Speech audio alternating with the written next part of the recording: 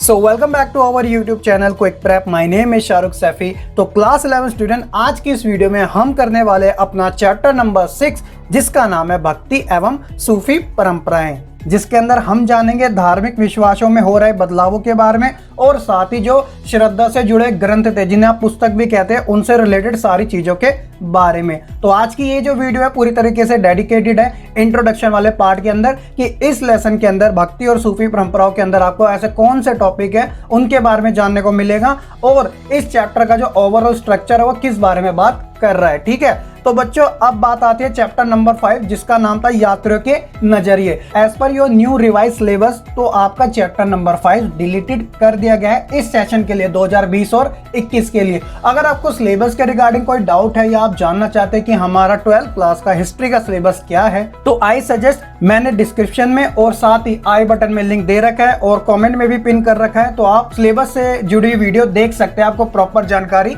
मिल जाएगी। तो चलिए फिर बिना किसी देरी के साथ इस इंट्रोडक्शन पार्ट को हम शुरू करते हैं और जानते हैं कि इस लेसन के अंदर हमें ऐसे कौन से टॉपिक है जिनके ऊपर हमें प्रॉपर फोकस रखना है।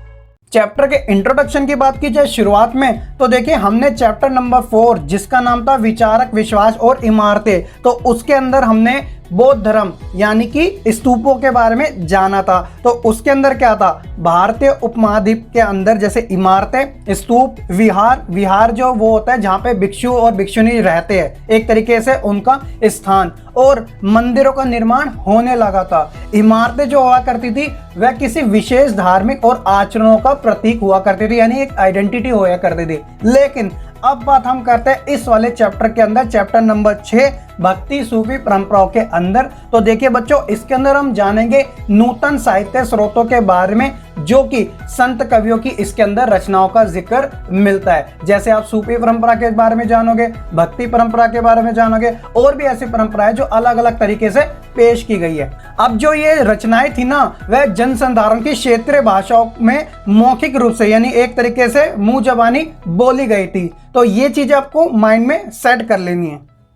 आगे क्या था कि संतों की जो रचना थी ना उनके अनुयायियों द्वारा पीढ़ी दर पीढ़ी चलती रही। कहने का मतलब जो संत थे ना बड़े बड़े, उनके जो अनुयायी होते थे यानी जो चेले कहलाए जाते थे या यू कहा जाए इंग्लिश में फॉलोवर जो थे, तो उनके द्वारा जो उनकी रचना थी वह आगे बढ़ाती चली गई। अनुयायियों द्वारा लिखी जीवनियां भी थी जो कि इतिहासकारों के लिए एक बेहतर स्रोत यानी रिसोर्स के रूप में भी प्रयोग में लाई गई। हालांकि इतिहासकारों ने यह माना कि ये जो जीवनियां होती थी या जो बायोग्राफियां होती थी वह सत्यता इसके अंदर कम देखने को मिलती थी, लेकिन इन बायोग्राफी के अंदर स्त्री और पुरुष उस समय के उनके जीवन की जानकारियां भी काफी ज्यादा प्राप्त होती है। और इसी के आधार पे जो इतिहासकार है वह बताते हैं कि भक्ति सूफी परंपरा के अंदर जो स्त्री पुरुष थे उनकी क्या स्थिति हुआ करती थी, किस प्रकार के लोग वहां पे रहते थे, क्या चीजें वह किया करते थे। तो बच्चों ये तो था आपका चैप्टर का पूरा इंट्रोडक्शन। अब हम बात करते हैं कि इस लेसन के अंदर ऐसे कौन से टॉपिक है जिनके ऊपर आपको प्रॉपर फोकस रखना है। बात की जाए अगर चैप्टर के कंटेंट की तो बच्चों शुरुआत करेंगे हम धार्मिक विश्वासों और उनके आचरणों की गंगा जमुनी बनावट के बारे में।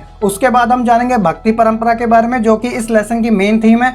साथ ही एक परंपरा और है जो कि कर्नाटका में सबसे ज्यादा पॉपुलर थी, उसका नाम था वीरशैव परंपरा। ठीक है, और इसके बाद हम बात करेंगे धार्मिक उफान के बारे में जो कि उत्तरी भारत यानी नॉर्थ इंडिया से जुड़ा हुआ है। और इस लेसन का जो सबसे मेन टॉपिक आने वाला है वो ये होगा कि दुशैले के नए ताने बाने जो कि इस्लामी परंपराओं से जुड़ा हुआ था। और इसके बाद हम ये जानेंगे कि जो सूफी मत था उनका विकास किस प्रकार से हुआ था और उनके अंदर जो चिश्ती सिलसिला था ना उसके बारे में सबसे ज्यादा जानकारी आपके इस लेसन में दे रखी है, जिसके अंदर मैंने आपको एक्सप्लेन भी कर रखा है टॉपिक के बारे में कि जैसे चिश्ती खानकाह के अंदर जीवन किस प्रकार का हुआ करता था, चिश्ती उपासना के अंदर जैसे जियारत और कव्वाली कैसे हुआ करती थी, भाषा और संपर्क किस प्रकार के थे, साथ ही सूफी और राज्यों के बारे में भी आपको जानकारी जानने को मिलेगी। और जो हमारा लास्ट टॉपिक होगा वो होगा हमारी नई भक्ति परंपरा से जुड़ा हुआ, जिसके अंदर आप जानोगे कबीर के बारे में, बाबा गुरु नानक देव जी के बारे में और साथ ही मीराबाई के बारे में। इन्होंने अपनी शिक्षाएं दी थी,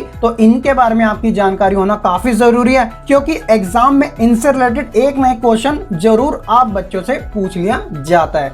तो ये तो था आपका ओवरऑल चैप्टर का कंटेंट। आई होप कि आपको अच्छे से समझ आ चुका होगा। इस लेसन का जो फर्स्ट पार्ट होगा वो आपको कल ही देखने को मिल जाएगा और सेकंड पार्ट भी उसके बाद अपलोड कर दिया जाएगा। 2 या 3 पार्ट के अंदर ये वाला लेसन आपका पूरी तरीके से कंप्लीट हो जाएगा। ज़्यादा बड़ा लेसन नहीं है, बस ये है कि आपको जो मेन टॉपिक्स है ना, जो एग्जाम से रिलेटेड पूछे जाते हैं, वो आपको अच्छे से समझने हैं, तो आप अच्छे तरीके से इस चैप्टर को समझ पाएंगे। तो आई होप कि बच्चों आपको ये अच्छे तरीके से समझ आ चुका होगा। अगर ये आपको इंट्रो अच्छे से समझ आ चुका होगा तो आप लाइक करना ना भूलेगा। साथ ही मैं मिलूंगा आपको इस लेसन के फर्स्ट पार्ट के साथ। तब तक के लिए आप बच्चे खुश रहिए, पढ़ते रहिए और आगे बढ़ते रहिए।